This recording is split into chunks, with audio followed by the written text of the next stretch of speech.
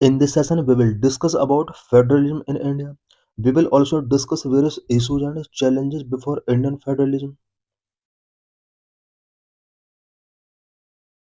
What is federalism? Federalism is a system of government where power is constitutionally divided between a central authority and constituent units like states.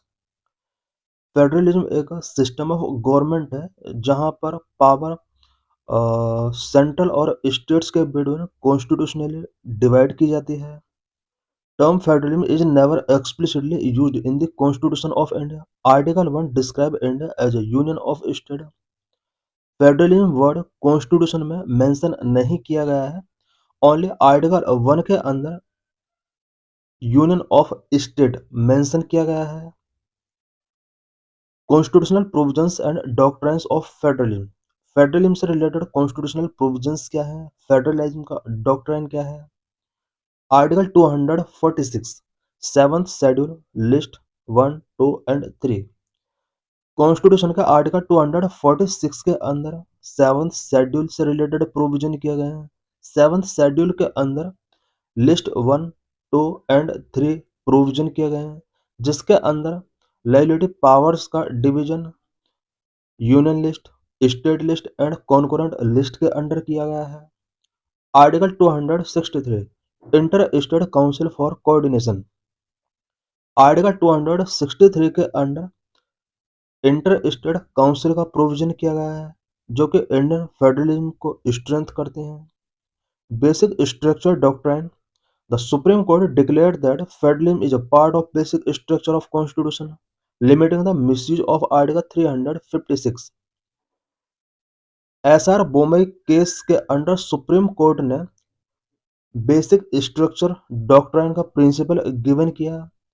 इस judgement के अंदर supreme court ने declare किया कि federalism Indian constitution के basic structure का part है. It means article 356 के अंडर जो प्रेसिडेंट रूल इम्पोज किया जाता है किसी भी स्टेट के अंदर उसके मिसयूज को लिमिट करता है. Nature of Indian federalism. Indian federalism is characterized as quasi-federalism, a term coined by Casey Ware. Indian federalism quasi-federal है. Quasi-federal term केसी वेयर के द्वारा कौन किया गया. It means it is federal in form but unitary in spirit. Quasi federal means Indian federalism form में federal है but spirit में unitary है. की features of Indian federalism. Union of states, division of power, dual polity, independent judiciary, written and rigid constitution, bicameralism. Union of state. Article 1 defines India as a union of state and the term federation is not mentioned in the constitution. Constitution के article 1 के अंदर India को union of state के तौर पर define किया गया है. टर्म फेडरेशन इंडियन कॉन्स्टिट्यूशन में मेंशन नहीं है. Division of powers. Seventh schedule divide power into union list, state list and concurrent list. Seventh schedule power को union list, state list and concurrent list में divide करता है. Dual polity. Structure include central and state government, independent judiciary, supreme court acting as the arbitrator of the disputes. State and centre के between अगर कोई dispute होता है इस dispute के रेजोल्यूशन के लिए सुप्रीम कोर्ट एक आर्बिटर के तौर पर एक्ट करता है. written and a rigid constitution. The supreme law dictated powers provisions related to federalism require a special majority and state ratification to amend. India में सुप्रीम लॉ के द्वारा पावर को डिक्टेट किया जाता है. फेडरलिज्म से रिलेटेड किसी भी प्रोविजन को अमेंड करने के लिए special majority and state ratification की रिक्वायरमेंट होती है. इट मीन्स इंडियन कॉन्स्टिट्यूशन को अमेंड करना रिजिड है. बायकैमरलिज्म.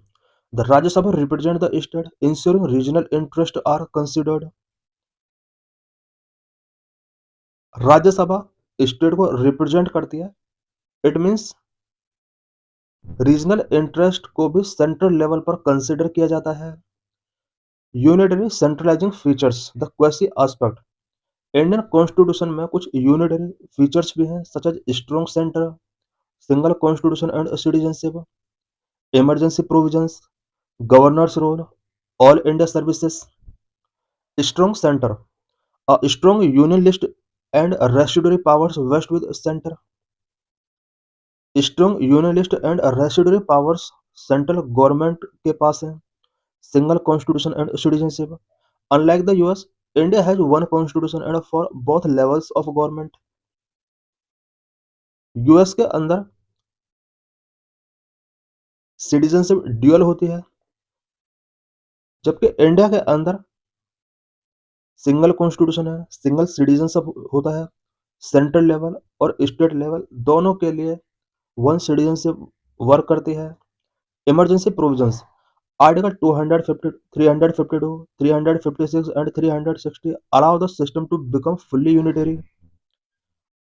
कॉन्स्टिट्यूशन का आर्टिकल 352, 56 एंड 360 ये सिस्टम को फुल्ली यूनिटरी बनाने के लिए प्रोविजन किया गया आर्टिकल है.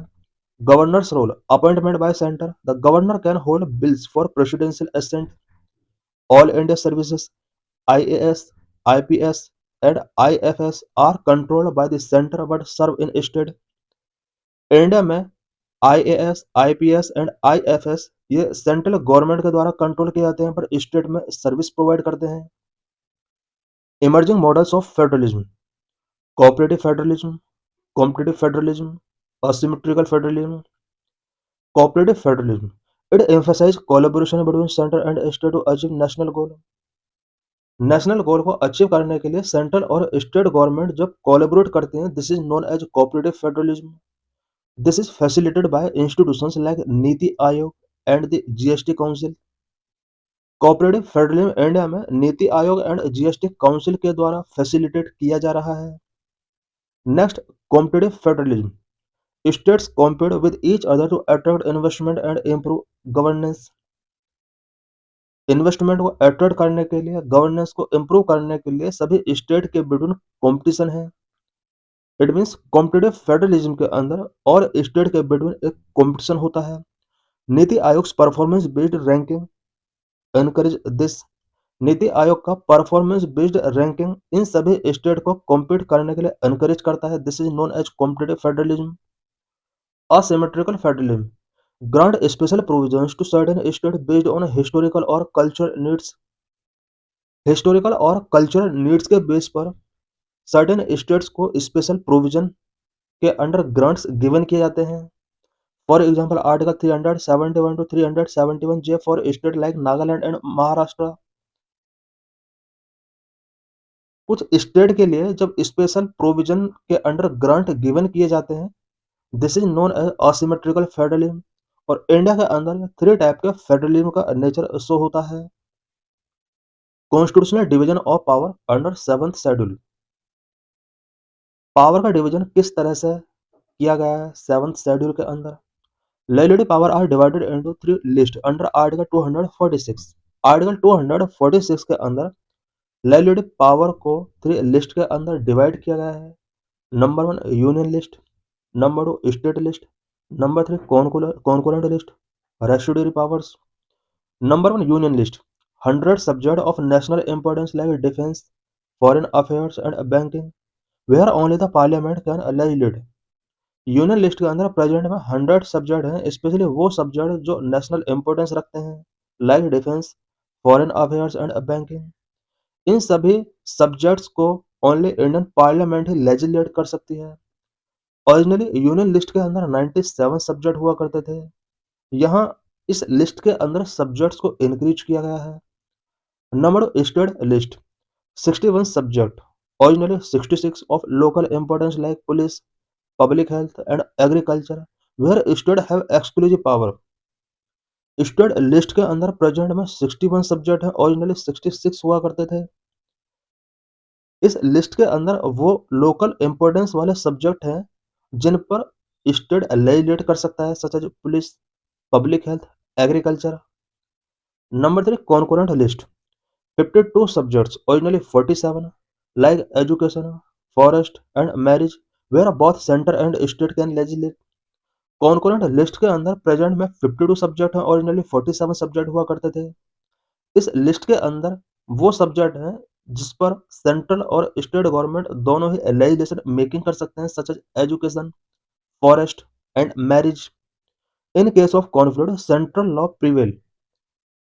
सेंट्रल और स्टेट लॉ को लेकर किसी सब्जेक्ट के रिस्पेक्ट में कोई कॉन्फ्लिक्ट होता है, देन सेंट्रल लॉ प्रिवेल होगा। आर्टिकल 254 के अंदर मेंशन किया गया है residuary powers, powers on subject not mentioned in any list vest with the centre.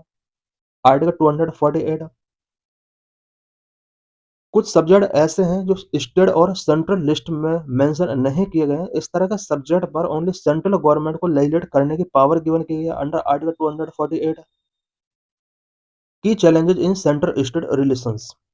Role of governor. Controversies often arise over the governor's power to reserve bill for the president or their role in government formation. Governor के power से related कुछ concern raise होते हैं, specially president के consideration के लिए जब किसी स्टेट बिल को वो रिजर्व करता है। गवर्नमेंट फॉर्मेशन में गवर्नर का जो रोल होता है, गवर्नर की पावर कई बार कुछ कंसर्न रेज करती है जिससे इंडियन फेडरलिज्म से रिलेटेड इश्यूज क्रिएट होते हैं। Article 356. The frequent and sometimes arbitrary imposition of precedent rule to dismiss state government lead to conflict.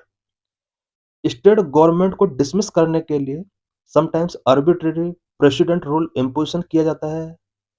इससे सेंटर और स्टेट के बीच में कॉन्फ्लिक्ट रेज होते हैं। Fiscal imbalances. State often depend on centre for financial resources. The finance commission recommend the distribution of tax revenues to address this. Most of the state financial resource के लिए central government पर depend रहते हैं। Article 280 के according finance commission state के लिए tax distribution के लिए रिकमेंडेशंस गिवन करता है जो कि फिस्कल इम्बैलेंस से रिलेटेड इश्यूज को एड्रेस करता है। Inter state disputes, ongoing conflict over river water sharing and territorial boundaries. Present में रिवर वाटर शेयरिंग से रिलेटेड एंड टेरिटोरियल बाउंड्रीज से रिलेटेड कुछ कॉन्फ्लिक्ट है स्टेट और सेंट्रल गवर्नमेंट के बिटवीन।